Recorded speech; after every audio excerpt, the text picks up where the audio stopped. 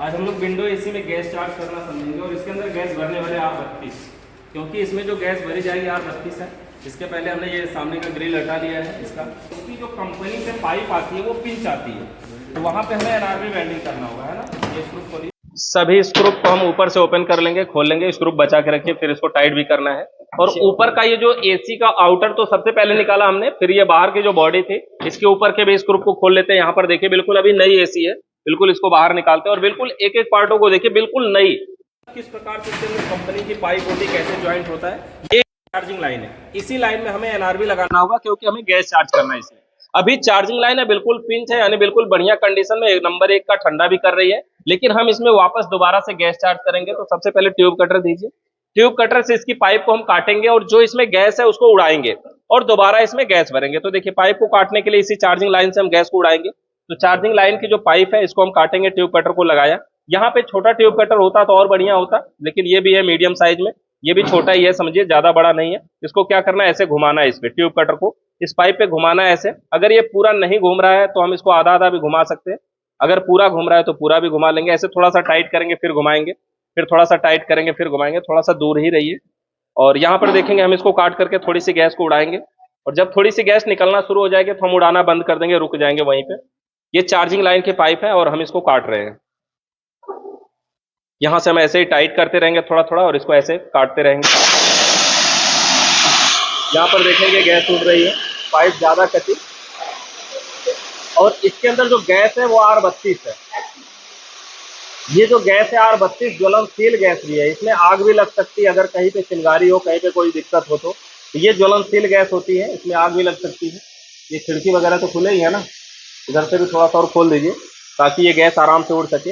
इसको थोड़ा थोड़ा करके काटना चाहिए, धीरे धीरे करके, ताकि जब हल्का सा गैस निकलना शुरू हो तो हमें वहीं रुक जाना चाहिए, फिर रुक जाना चाहिए और आराम से करके। वैसे आप जब किसी के घर में गैस चार्ज करेंगे तो पहले से ही उसमें गैस नहीं रहेगी, इस तरह से गैस उड़ाना नहीं पड़ेगा। लेकिन हमने यहाँ पे गैस को उड़ाया पहले से जो गैस है, और इसमें जो R32 गैस है ना वो हाई प्रेशर गैस है, इसलिए इसमें ज्यादा प्रेशर था।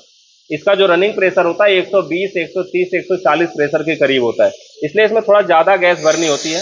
यहाँ से देखिए पाइप को काट लिया हमने और पूरी गैस लगभग उड़ गई है, लगभग खत्म हो गई है।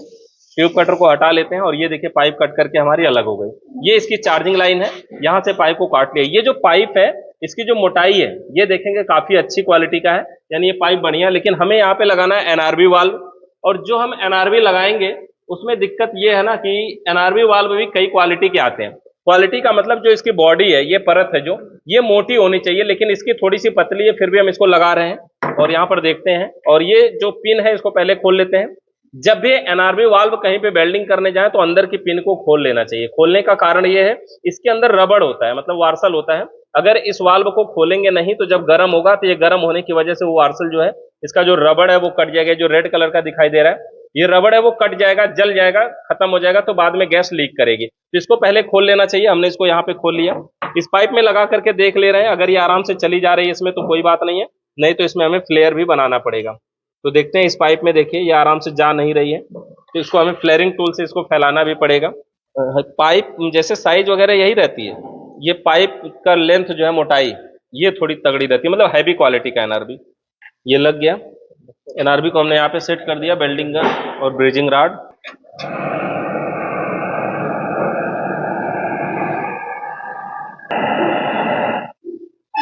जलाओ मत, जलाओ। NRV जोड़ दिया हमने, थोड़ा सा ठंडा होने देते हैं इसको, ठंडा हो जाए तब इसको लगाते हैं वाल्व को, पिन को, इसके NRV पिन को। ये जो कंप्रेसर के common running starting terminal point है ये फटता है, ये ऐसे मतलब पूरे बॉडी में एक सबसे कमजोर पार्ट ये है, यही ऐसे उड़ जाता है। और जब ये उड़ेगा, टर्मिनल पॉइंट उड़ता है तो उसमें से गैस उड़ती है और वो आग के साथ उड़ती है, क्योंकि वहां सप्लाई है न्यूट्रल फेस, इसलिए वो आग पकड़ लेता है। तो इसमें अगर ऐसे झुक के कोई कर रहा है तो यहीं से उड़ेगा, वो समझिए उड़ा देगा।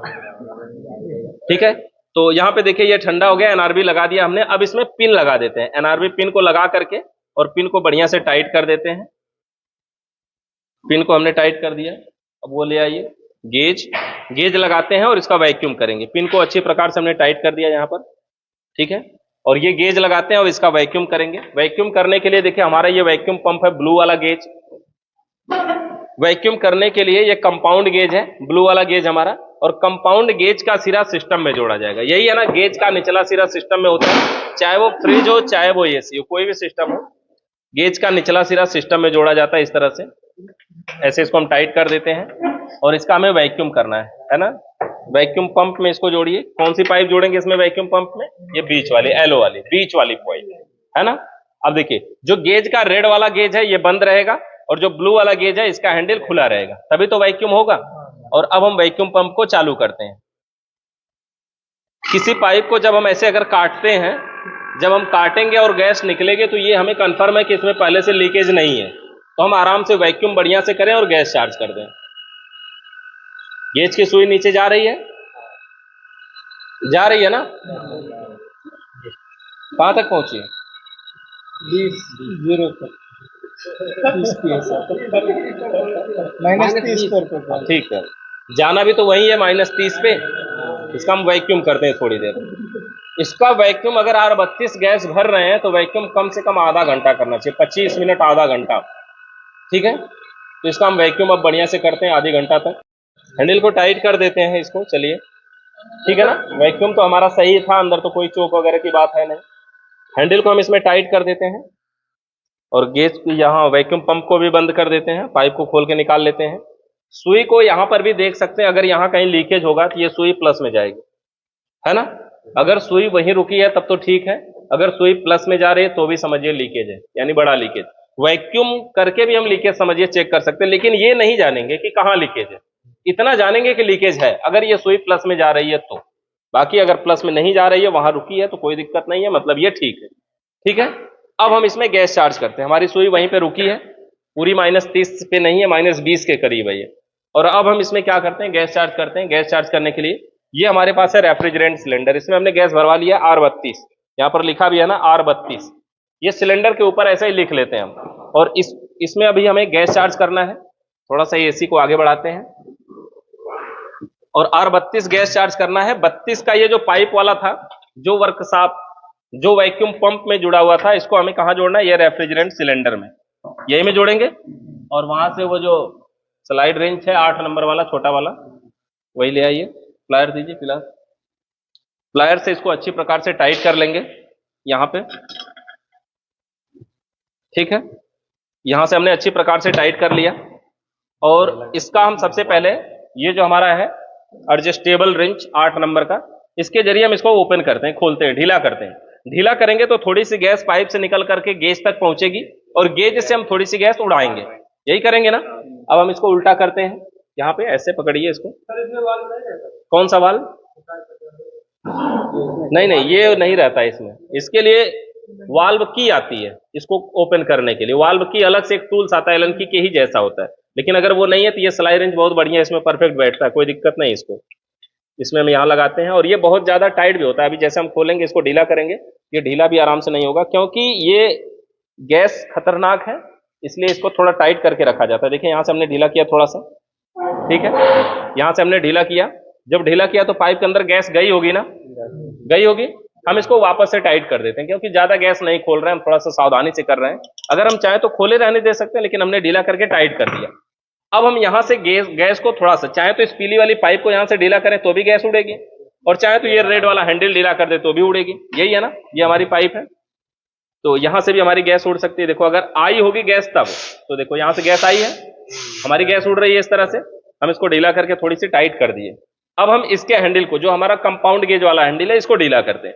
ढीला करेंगे तो ये जो सुई है ये ऊपर बढ़ेगी, और जैसे ऊपर बढ़ेगी फिर से हम वापस टाइट कर देंगे। देखो ये नीचे आ जाएगी। थोड़ा सा वैक्यूम तोड़ा हमने, 0 पे सुई आ गई, थोड़ा सा और इसको हमने बढ़ाया। देखिए अब ये इतनी ही पाइप में गैस थी जितना खोला जा चुका है। अब देखो ये सुई ऊपर नहीं बढ़ रही है, क्योंकि यहां से टाइट है ना। इसको पकड़िए ऐसे। हम एक बार फिर से यहां से ढीला करते हैं। ऐसे अगर हम चाहें ना तो पाइप की गैस थोड़ा थोड़ा करके भी चार्ज कर सकते हैं, बिल्कुल सावधानी पूर्वक।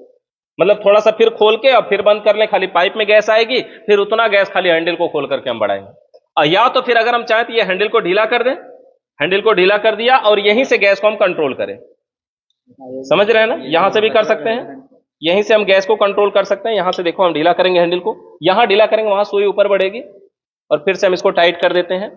और R32 गैस चार्ज करते समय ना बिल्कुल सावधानी से, बिल्कुल धीरे धीरे, आराम से गैस चार्ज करना चाहिए। ठीक है, यहाँ से देख लेते हैं निकल तो नहीं रही है, नहीं निकल रही है, ठीक है। ठीक है, हमने यहाँ से फिर से खोला, धीरे धीरे करके गैस अंदर जा रही है। यहाँ से हमने खोला हुआ है और फिर से हम इसको टाइट कर देंगे। हाँ, ये स्टैंडिंग चल रही है अभी, और स्टैंडिंग इस समय पहुंच चुका है प्रेशर, देखो 60 के करीब, इस समय 60 तक प्रेशर पहुंच चुका है ना। लगभग हम इसको 50% प्रेशर चाहेंगे तो स्टैंडिंग प्रेशर में भर सकते हैं। 50% पूरा फुल भरने में वही कंप्रेसर पे दबाव बढ़ जाता है, तो हम 50% भरें, कोई दिक्कत नहीं है ना। तो इसका जो रनिंग प्रेशर है वो 120 140 है, तो लगभग 50-60 इसमें हम आराम से भर सकते हैं। तो 60 इसमें भर गया आधा, लेकिन वो रनिंग 120 से 140 है, रनिंग के बराबर लगभग भी भर सकते हैं, इसमें कोई दिक्कत नहीं होगी। यहाँ से हम फिर से थोड़ा सा गैस को खोल, 80 तक हमने इसमें भर दिया है। अब इसको हम बंद कर देते हैं ना। पहले वो डिस्प्ले वाला सामने वाला जो है उसको वहां पे लगाइए और क्लैंप मीटर लगा करके एसी को चालू करिए। ठीक है, डिस्प्ले वाला भी लगाइए तभी ये चालू होगा ना। तो इसका कनेक्शन कंप्लीट है, खाली डिस्प्ले का कनेक्टर खोसिए और वहां पे सप्लाई दीजिए, और क्लैंप मीटर भी लगा लीजिएगा कि कितना एम्पियर ले रही है वो हम देखते रहेंगे। एसी में जब भी गैस चार्ज करें तो क्लैंप मीटर लगा के करना चाहिए, ताकि हम देखते रहें कि क्या हो रहा है इसके। ठीक है, लगाइए, सप्लाई में लगाइए। 0.6 0.5 एम्पियर आ रहा है, 0.5 एम्पियर आ रहा है, एसी चल रही है। जो रिमोट में बटन है क्विक स्टार्ट, अभी देखिए ये गेज की सुई ऊपर ही है, जैसे क्विक स्टार्ट दबाएंगे सुई नीचे जाना शुरू हो जाएगी, यही होगा ना। और 0.5 लेने का मतलब क्या है, खाली फैन मोटर चल रहा है, कंप्रेसर चलेगा तो एम्पियर बढ़ेगा। चलाइए, तुरंत देखिए 2-3 एम्पियर 4 एम्पियर के आसपास आएगा। देखिए जैसे ही चलाए 0.2 0.3 एम्पियर हो रहा है और सुई नीचे आ रही है ना। तो इस तरह से सुई नीचे आती है। एसी में गैस चार्ज करते समय ये जो रबड़ की पाइप है ये बढ़िया लेना चाहिए, और ये मजबूत लेना चाहिए, और कोशिश करें कि ये लंबी वाली लेना चाहिए, ताकि आप और दूर से आराम से गैस चार्ज करिए। एसी वहां है, गैस चार्ज यहाँ से करिए। ऐसी भी पाइपें आती है, बड़ी छोटी भी आती है। यहाँ से हम एक बार ढीला करते हैं, देखते हैं पाइप में गैस होगी तो अंदर जाएगी। ढीला किया फिर बंद कर दिया। सुई अभी रनिंग के समय देखिए 20 के करीब अभी पहुंची है, ज्यादा ऊपर नहीं गई है ना। यहाँ से हम गैस को ढीला करते हैं, थोड़ा सा गैस को ढीला करके छोड़ ही देते हैं, है ना। यहाँ से हमने छोड़ दिया, यहाँ से कंट्रोल कर रहे हैं, हैंडल को ढीला करेंगे। एम्पियर कितना ले रहा है अभी, 0.2 है ना। एम्पियर 3 से ऊपर समझिए, जब जाएगा समझिए गैस चार्ज लगभग हो जाएगी। देखो R32 जो गैस है चार्ज हो गई। अभी तक इसकी पाइप पे बर्फ आ रही थी, अब वो भी हट चुकी है, और जो इसका रनिंग प्रेशर है 100 से 120 के बीच में है ना। तो वहां तक हम इसमें रनिंग प्रेशर चढ़ाए हुए हैं, मतलब ये बढ़िया कूलिंग कर रही है। इधर देखिए गर्म हवा भी मिल रही है, उधर ठंडी भी मिल रही होगी, मिल रही है ना। अब इसके गैस को हम लोग यहाँ से हटा दिए। अब हमें यहाँ से केवल इसकी पाइप को खोल लेना है, खोल करके हटा लेंगे, बस ये गैस चार्जिंग प्रक्रिया हो जाएगी हमारी। अब ये जो NRB का नट था, उसका नट यहाँ पे था ना, जब हम उसको खोलेंगे तो नट लगा के टाइट करेंगे, वो ले लीजिए।